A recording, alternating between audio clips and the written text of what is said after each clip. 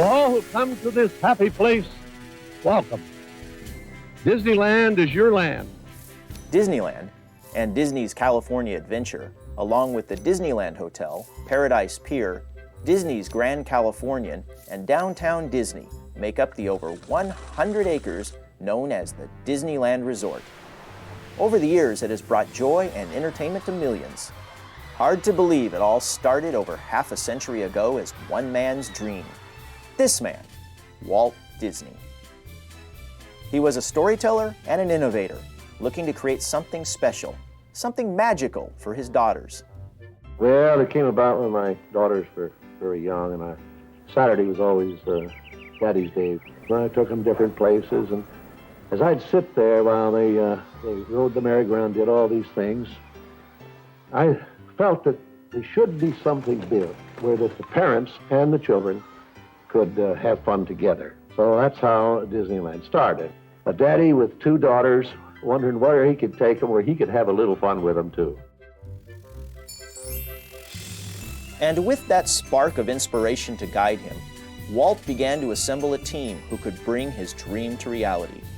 He enlisted a unique gathering of talent, combining the skills and experience of artisans, carpenters, engineers, scientists, and planners who could creatively blend imagination with technical know-how. He called them Imagineers. Hi, I'm Dave Fisher, an Imagineer here at Walt Disney Imagineering headquarters in Glendale, California. Disneyland, Imagineering the Magic, is really our story. So what is Imagineering? Well, who better to tell that story than someone who is here almost from the beginning, Imagineering Ambassador Marty Sklar. Hi, I'm Marty. I'm Executive Vice President and Imagineering Ambassador for Parks and Resorts. Imagineering is the blending of creative imagination with technical know-how, which Walt Disney set up in 1952 to work with him creating and designing Disneyland.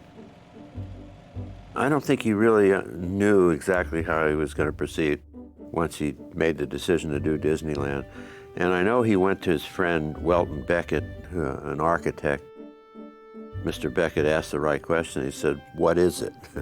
And it might have been the first time that Walt had to describe to somebody outside the company what he wanted to do. Mr. Beckett gave him some really good advice. He said, "You know, Walt, you're going to use architects, you're going to use engineers, but you're going to have to train your own people because it's storytelling and they understand what you want to do." Herb Ryman loved telling this story about getting a call from Walt in the fall of 1953, and Walt saying, "Herbie, Roy Sr., Walt's brother, has to take the drawings of Disneyland to New York to show the bankers on Monday." And Herbie said, "Great, I'd love to see them." And Walt said, No, you don't understand, you're going to do them." And Herbie said, "I don't know what to draw." And Walt said, "I'll tell you what to draw." And literally stood at Herbie's shoulder for the weekend, and what was produced was the first overall rendering of Disneyland. Disneyland was based on the movies, the stories that Walt and his staff had created, the things that Walt was interested in. Main Street, based on the nostalgic movies, Adventureland on the true life adventures, Fantasyland obviously on the animated features, Frontierland on the westerns and Zorro and all the things he created, and Tomorrowland on his futuristic shows on the Disneyland television show about looking to tomorrow. What's interesting is that those themes that Walt created for Disneyland in 1955 work so well today that most stories that we want to put in the park, you very quickly can figure out where they would go in the park and how to fit them in there. And it's brilliant. Walt wanted a way to separate the outside world from the world he was creating inside Disneyland.